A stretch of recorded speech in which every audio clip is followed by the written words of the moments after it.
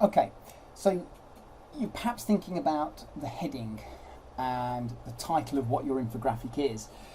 And there is a subsequent video which you can watch, which is about kind of how you construct that in terms of the language. But think very carefully about the design of the heading, because this links to a certain degree to the focal point. In most infographics, we tend to use the heading as if not the major focal point, as a obvious placeholder in the sense of a directional change that we've got on the infographic. It tends to be how we try and draw the reader in. So the design of the heading is fundamentally important to getting your message across. And so think about the kind of the visual interpretation of this. They have to be high in contrast, they have to be large in scale. So they've got to be a dominant feature within the design. So you may choose to place it on a decorative element. Now what I mean by that is, I don't suddenly mean, you put lots of flowers and pictures behind it, but you may put it on a placeholder that is a different colour behind the font that you don't use anywhere else on the infographic, as long as that doesn't go beyond the 5-colour palette that we should be using. Because you want to make it stand out, you want to make it kind of pop in terms of what the reader is looking at. Remember that the heading is going to set the scene for the reader, so it's got to be obvious what you want to be, not in terms of the content of it, but in terms of it's visually obvious what they want, because that's really going to determine whether they stick with your infographic or move on.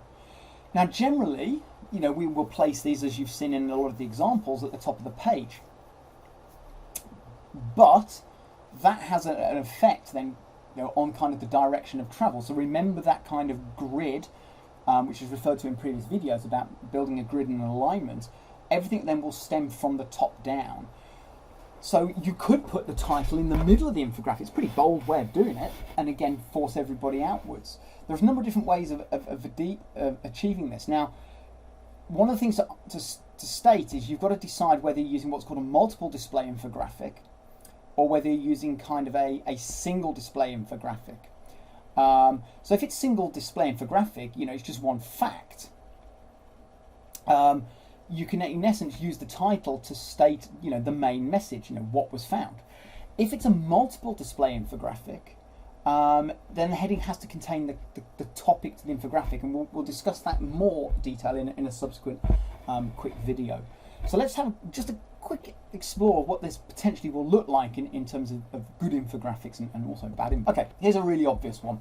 So it could pop a little bit more because they could have put a different colour behind it, but can you see how obvious the title is compared to everything else? It's by far the biggest piece of information on there.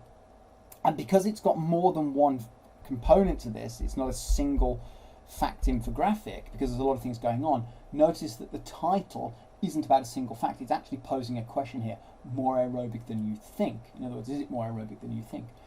But the title stands out. If the title is of the same font or a similar font to everything else, then the reader doesn't get a sense of what information it is you're trying to impart. Here's a nice example of using a title which stands out. So again, they're using a colour that fits with the palette. It's a larger font, but what they've chosen to do is use that white strip to project that image, that title, out. So it works very, very well. You may actually have gone for its centering, but of course we've talked about in previous examples about text alignment. So everything should be, if you've aligned it in one place to the left, ideally you should align it to the left elsewhere. So that works very well because again the title stands out and they've used a placeholder. In this example here, it's a tremendous infographic aside from the title. Notice that the font size of the title is almost identical to the font size of everything that's used on the football pitch. So it doesn't stand out. So as a reader, I'm not drawn to the title, I'm drawn to the football pitch. And so I don't know now what this is about. I am now having to scan around to find out what it's about. Now that sounds like, it's a first world kind of problem, but actually the truth of that is that you're likely to lose the reader. You're likely to lose what their kind of understanding and interpretation is of what is going on the infographic.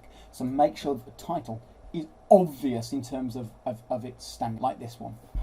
Look how bold that title is compared to everything else. you've got a red background, which is the kind of consistent colour that's being used on the poster because it's to do with physiological responses in, you know, blood lactate and VO2 and so on. But they've used a really large font, and they've allowed that font to pop out of the poster to kind of the infographic to stand out to the reader. So that's a really good example of making the title do the work for you. So make sure when you're putting your infographics together that you pay heed to the formatting of the title and the way in which it is designed.